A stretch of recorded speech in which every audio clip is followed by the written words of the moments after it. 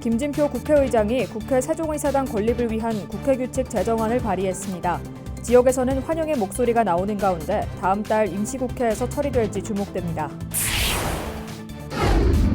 윤석열 대통령의 천안지역 공약인 국가산업단지 조성 여부가 이달 중 결론 날 전망입니다.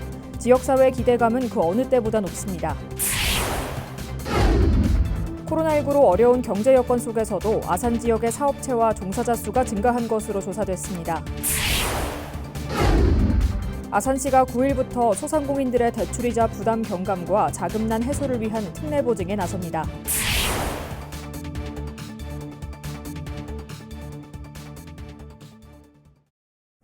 시청자 여러분 안녕하십니까? BTV 뉴스입니다.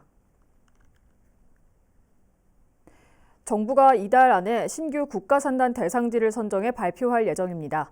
후보 시절 성안 종축장을 첨단 국가산업단지로 만들겠다던 윤석열 대통령의 약속이 지켜질지 주목됩니다. 송용환 기자의 보도입니다. 오는 2027년까지 전남 한평으로 이전하는 성안 종축장입니다. 여의도의 1.5배에 달하는 넓은 부지를 차지하고 있어 수십 년 동안 천안 북부권 발전의 걸림돌이었습니다. 종축장이 떠나는 부지는 무엇으로 채울까? 충청남도와 천안시는 이곳을 첨단 국가산업단지로 지정해달라며 정부에 신청했습니다. 성안 종축장의 국가산단 지정은 윤석열 대통령의 후보 시절 공약이었기 때문입니다. 과거에 성안 목장이 있던 이 종축장 부지에 국가 첨단 산업단지와 뉴타운을 조성하겠습니다. 종축장 개발은 천안의 오랜 수건 사업으로 지역사회의 기대감은 어느 때보다 큽니다. 윤석열 대통령의 대선 공약입니다. 국민과의 약속입니다. 셋째는 대한민국 하늘 아래 이러한 신이 내린 땅처럼 훌륭한 부지가 없습니다. 이 땅이야말로 반드시 국가산업단지로 선정이 돼야 된다. 저는 이렇게 말씀을 드릴 수가 있습니다. 전국의 국가산단 후보지는 모두 19곳. 충남에서는 예산과 홍성, 그리고 천안까지 3곳이 도전장을 냈습니다. 국토교통부는 이번 설 명절 전후로 이 가운데 6곳에서 많게는 10곳을 선정할 전망입니다. BTV 뉴스 송용환입니다. 국회 세종의사당 건립을 위해 꼭 필요한 절차지만 차일피일 미뤄지고 있던 국회 규칙 제정이 속도를 낼 전망입니다. 김진표 국회의장이 관련 규칙안을 마련해 국회 운영위원회에 제출한 건데요. 지역에서는 즉각 환영의 목소리가 나왔습니다. 김우순 기자입니다. 세종 지역 정치권과 시민사회단체가 한 목소리로 국회 세종의사당 건립을 위한 국회 규칙 제정을 촉구한 지 이틀 만에 김진표 국회의장이 이에 화답했습니다. 5일 세종의사당 설치 및 운영 등에 관한 규칙안을 마련해 국회의장 의견 제시 형태로 국회 운영위원회에 제출한 겁니다. 이 규칙안엔 세종의사당의 위치와 부지 면적, 사업 예산 등의 내용이 담겨 있는데 특히 국회의 11개 상임위원회와 예산결산특별위원회를 세종시로 이전하기로 명시한 점이 핵심입니다. 김 의장은 미래의 국회가 국민들께 새로운 희망을 드리는 소임을 다하는 일에 필요한 공간과 기능을 순차적으로 충실하게 조성할 것이라고 강조했습니다. 지역에선 즉각 환영의 목소리가 이어졌습니다. 정치권에선 40만 세종 시민들의 염원이 국회 규칙 제정안 발의로 이어졌다며 환영했고 행정수도환성 시민연대는 기대한다면서도 2월 임시국회에서 반드시 처리할 것을 재차 촉구했습니다. 해당 규칙안이 국회 본회의를 통과하면 세종의사당 건립은 한층 속도를 낼 것으로 보입니다. 목표로 했던 2027년 완공은 무리겠지만 2028년까지는 가능할 거란 전망도 일부에서 나오고 있습니다. 한편 이번에 제출된 규칙안은 앞으로 운영위원회와 법제사법위원회 심사를 거쳐 본회의를 통과하면 최종 확정됩니다. BTV 뉴스 김우순입니다. 한편 행복도시 건설을 책임지고 있는 행복도시건설청이 올해 실질적 행정수도를 완성하는 데 업무에 초점을 두겠다고 밝혔습니다. 무엇보다 대통령 세종집무실은 2027년 상반기 준공 일정에 맞춰 차질 없이 추진하겠다고 밝혔습니다. 김우순 기자가 계속해서 보도합니다. 행복도시 중앙에 위치한 S-1생활권 세종동입니다. 현재 이곳엔 어린이 박물관을 포함한 국립박물관 단지가 조성 중이고 앞으로 국회 세종의사당과 대통령 세종집무실이 자리하게 됩니다. 행복도시 건설청이 이곳 일대를 올해 상반기 중 특별관리구역으로 지정할 계획이라고 밝혔습니다. 여러 국가 기능이 입지한 구역을 체계적으로 관리하기 위해서입니다. 행정수로서의 국가적 상징성을 확보할 수 있도록 관련 제도 및 도시건설 기본계획과 개발계획을 변경하고 실질적 행정수도에 걸맞은 새로운 관리체계를 구축하겠습니다. 대통령 세종집무실도 2027년 상반기 준공 일정에 맞춰 본격 추진됩니다. 지난해 9월 착수한 건립방안 기획 연구 용역 결과가 다음 달 나오면 이를 통해 구체적인 기능과 규모, 입지 등을 검토하고 관계기관 협의를 거쳐 상반기 중 건립방안을 확정짓는 흐름입니다. 이후 하반기까지 마스터플랜 국제 설계 공모 등을 마무리 짓고 연내 기본 설계에 착수하는 것을 목표로 하고 있습니다. 올해 안에 국제공모를 저희가 실시를 하게 되면 올해 안에 당선작을 결정하고 내년에 실시설계 착수하면 2025년 2월에 착공해서 2027년 상반기에 대통령 집무실 기준에서 상반기에 완공은 저희가 약속드릴 수가 있습니다. 다만 국회 세종의사당은 당초 목표로 했던 2027년 완공이 사실상 어려워졌다고 시인했습니다. 국회 이전 규모 등을 담은 국회 규칙 제정이 미뤄지고 있기 때문인데 대신 세종의사당이 이전에 따른 주거와 업무 수요에 대응하기 위해 6-1생활권 누리동을 주거 및 업무 단지로 개발할 계획이라고 밝혔습니다. BTV 뉴스 김우순입니다. 충청권 동반 성장을 위해 충청권 4개 시도와 국토교통부가 손을 맞잡기로 했습니다. 이들은 지역발전협력회의를 연 자리에서 지역 균형 발전과 충청권 동반 성장을 위해 상호 협력할 것을 약속하는 협약을 체결했습니다. 이번 협약은 지난달 부울경과의 협약에 이은 두 번째로 앞으로 충청권 동반 성장을 위해 국토교통부가 지원해야 할 사항에 대해 폭넓게 논의하게 됩니다. 2023 충남 경제계 신년교례회가 천안 불당동에 있는 북부 상공회의소 컨벤션홀에서 열렸습니다. 충남 북부 상공회의소와 충청투데이가 주최한 이날 행사에는 도내 기업인과 기관단체장 등 300여 명이 참석했습니다. 참석자들은 협력과 소통을 통해 충남 경제에 힘찬 도약을 다짐했습니다. 코로나19로 어려운 경제 상황 속에서도 아산 지역의 사업체와 종사자 수가 증가한 것으로 조사됐습니다. 2021년 말 기준 아산시의 전체 사업체 수는 3만 4천여 곳으로 충남에서 두 번째로 많았습니다. 보도에 김장섭 기자입니다. 2021년 말 기준 아산 지역 사업체 수는 모두 34,775곳으로 나타났습니다. 전년보다 339곳이 늘어난 것으로 충남에서 두 번째로 사업체 수가 많았습니다. 사업체는 도소매업이 7,100여 곳으로 가장 많았고 숙박 음식점업과 제조업이 그 뒤를 이었습니다. 전년과 비교해 147곳이 늘어난 건설업이 업체 수가 가장 많이 증가한 반면 운수업은 63곳이 줄면서 가장 많이 감소했습니다. 사업체 종사자 수도 늘어났습니다. 같은 기간 아산 지역 전체 사업체의 종사자 수는 19만 9천여 명으로 전년과 비교해 5,100여 명 늘었습니다.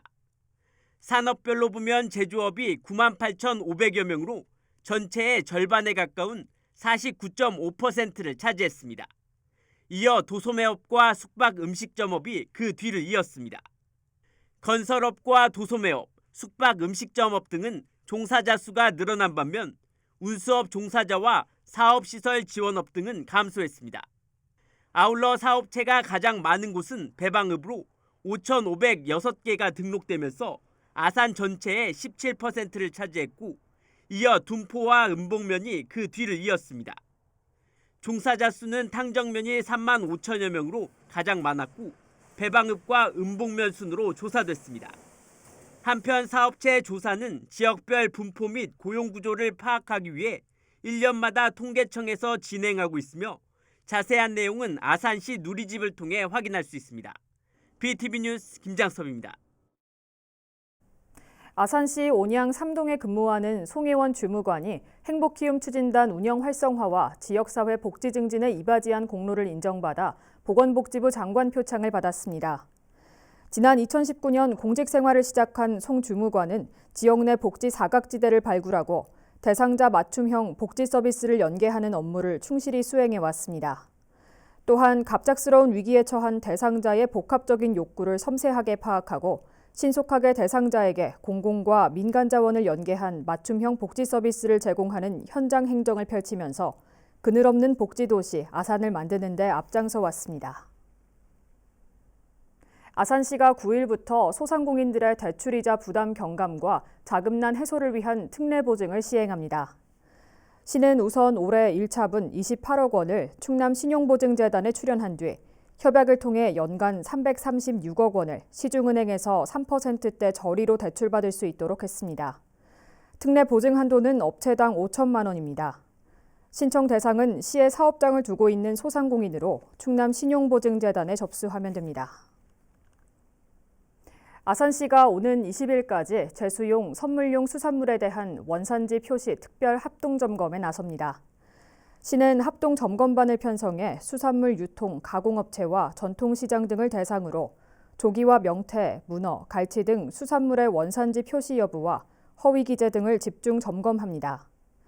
한편 원산지를 표시하지 않으면 1,000만 원 이하의 과태료가 부과되며 거짓으로 표시하면 7년 이하의 징역 또는 1억 원 이하의 벌금이 부과됩니다.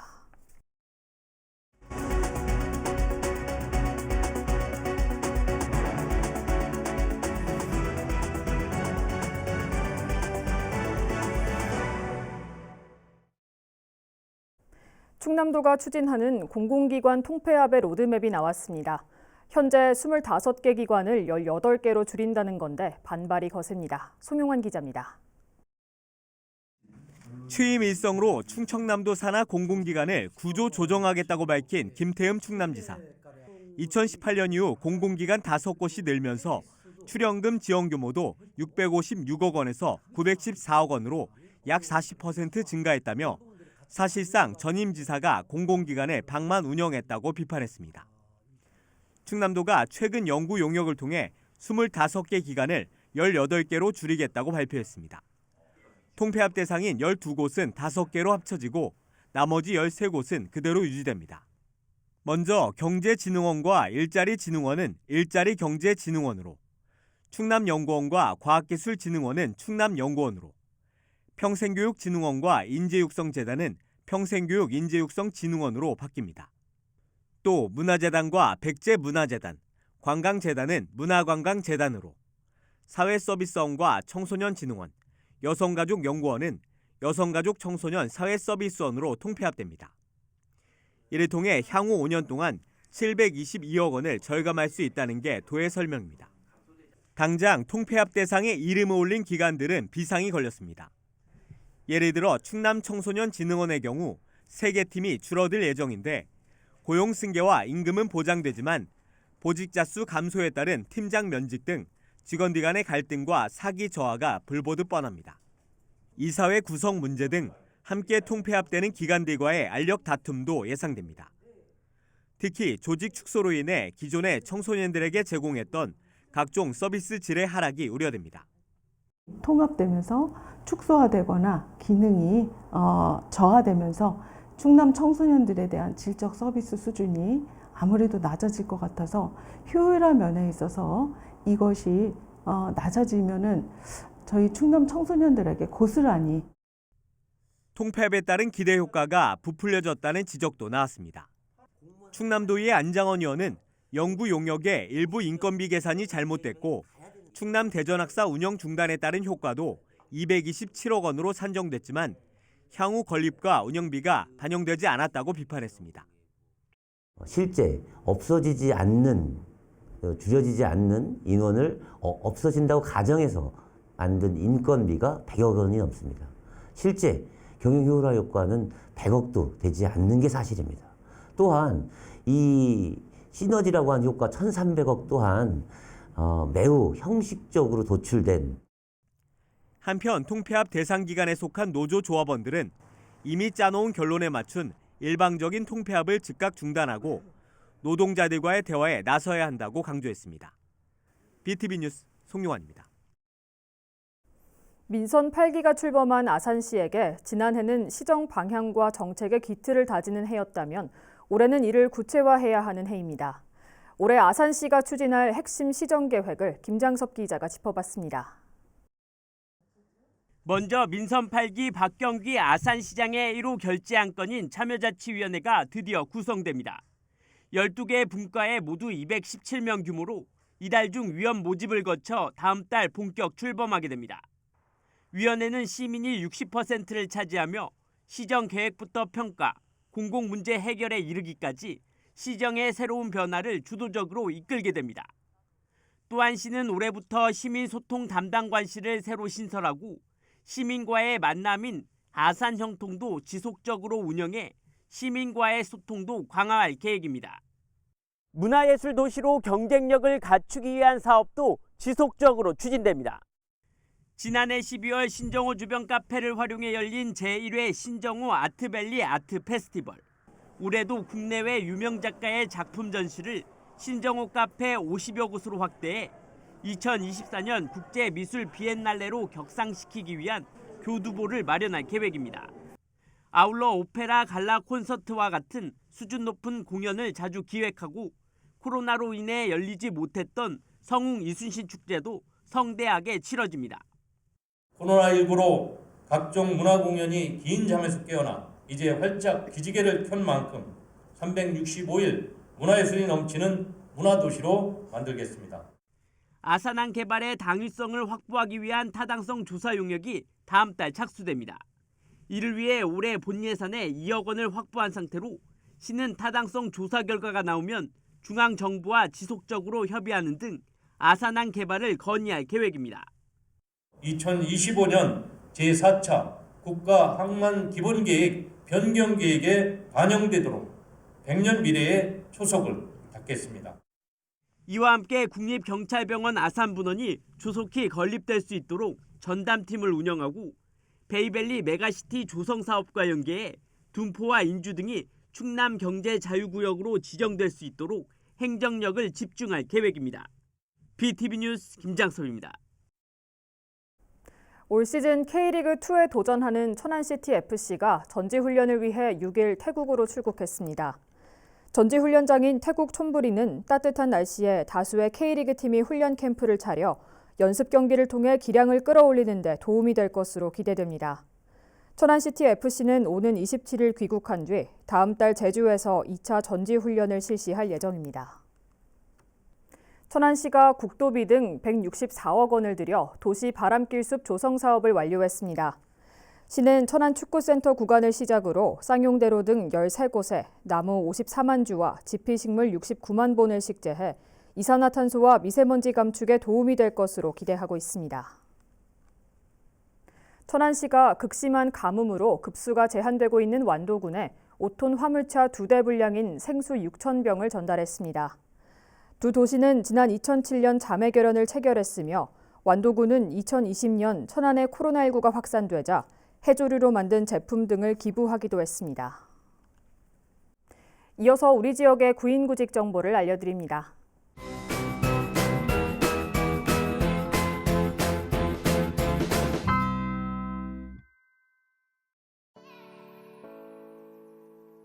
천안재활병원에서 조리사 2명을 채용합니다. 직접 방문하거나 이메일로 지원 가능하며 문의사항은 041-575-7100번을 통해 안내받을 수 있습니다.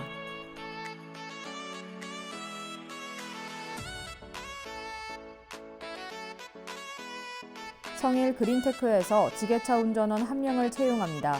팩스 또는 이메일로 지원 가능하며 문의사항은 041-557-6661을 통해 안내받을 수 있습니다.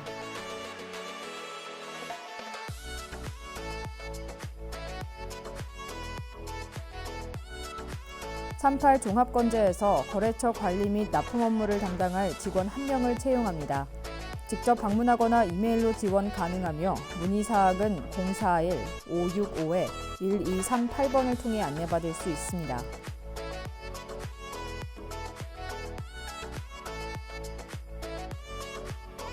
주식회사 호경 SNC에서 아파트 경비원 4명을 채용합니다. 직접 방문하거나 팩스로 지원 가능하며 문의사항은 041-578-5863번을 통해 안내받을 수 있습니다.